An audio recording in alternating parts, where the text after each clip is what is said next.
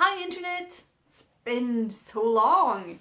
Today I'm going to talk about my top 5 non-current TV shows, like I promised last week. So without further ado, let's get into it!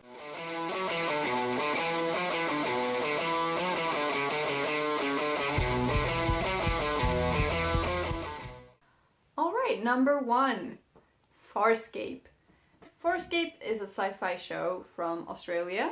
And it's about this astronaut called John Crichton who gets slung through a wormhole and ends up in a distant part of the galaxy. And he ends up on a prison ship where the prisoners have just escaped and taken over the ship. And together with them, he flees from this peacekeeper commander who has decided that John Crichton killed his brother and he wants revenge. So he wants to kill John Crichton and also capture the prisoners.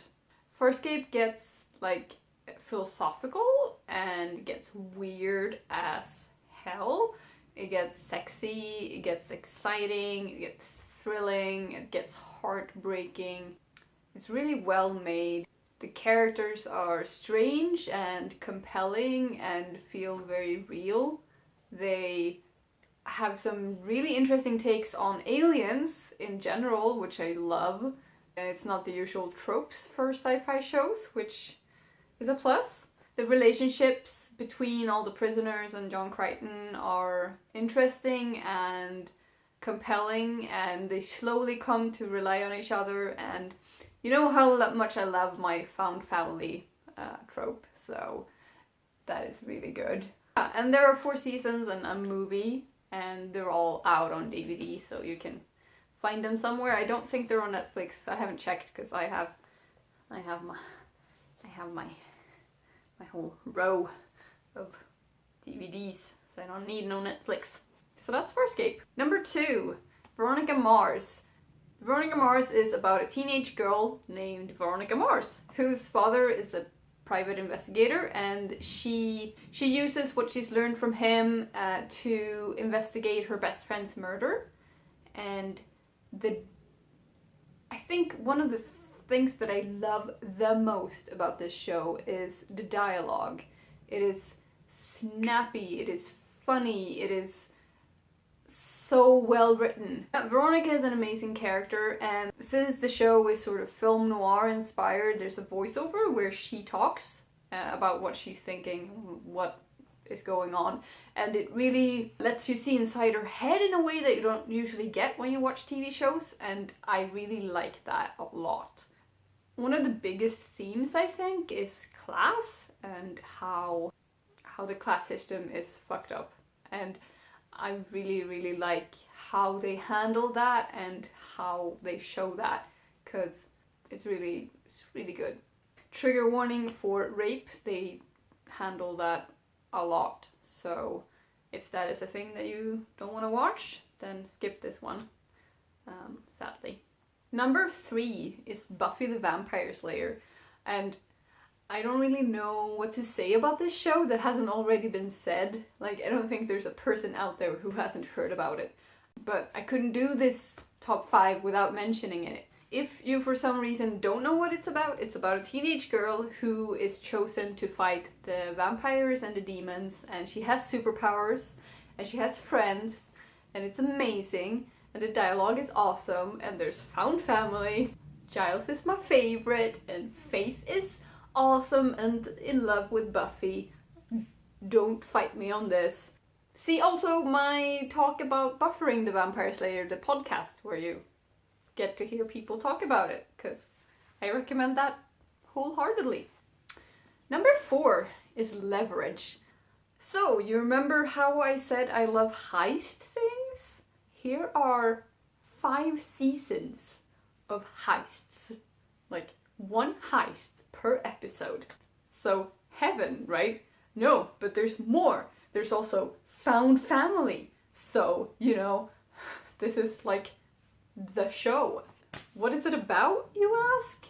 Well, it's about 4 thieves and an honest man who team up to take down rich assholes and companies that hurt people. So it's sort of like Robin Hood with heists and found family and amazingly competent people doing amazingly competent things.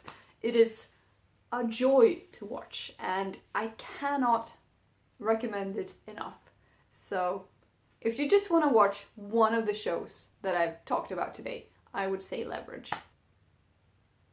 Please do it. Number 5 is Agent Carter.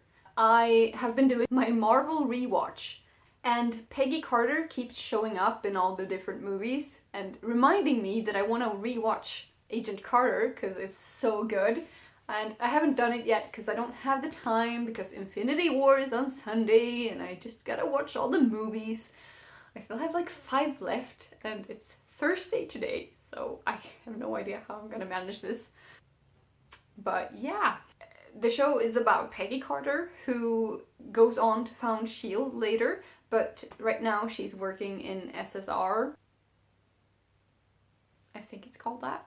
I don't remember now. It's been a while since I watched it. It's like an agency that does research and spy stuff, and yeah, basically a predecessor to S.H.I.E.L.D.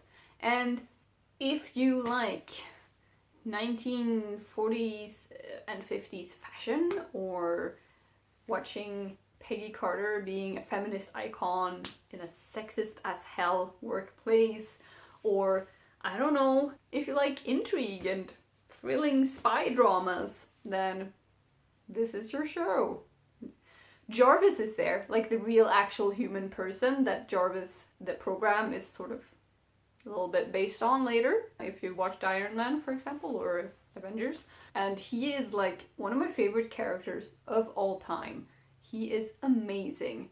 So just for that, you should watch it. Also, Enwer Jokai, who I actually looked up how to pronounce, is in it. And if you've seen Dollhouse, he's Victor in that.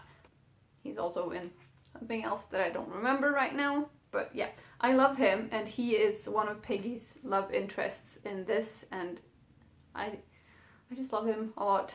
Daniel Sousa is his name, and you should definitely watch it. Alright, that was my top 5, and I tried something new today. I tried like writing down what I wanted to say before I said it, so I'm gonna watch this later and see if I like it or not. But, you know, you can tell me if you notice a difference, and if not, then we shall see if I keep doing it or not. But yeah, I am gonna watch Infinity War on Sunday, as I said, and then I'm gonna do a video about that. I'm not sure if I'm gonna put it up like Monday, or if I'm gonna put it up on Friday next week. We shall see. Depends on how much time I have, because this week I have no time. But I'm still doing this, because I have a schedule to keep. I will also probably tweet about it, but you know that already. Okay, thanks for watching, and I'll see you next time. Bye! I'm being eaten. That's nice. She keep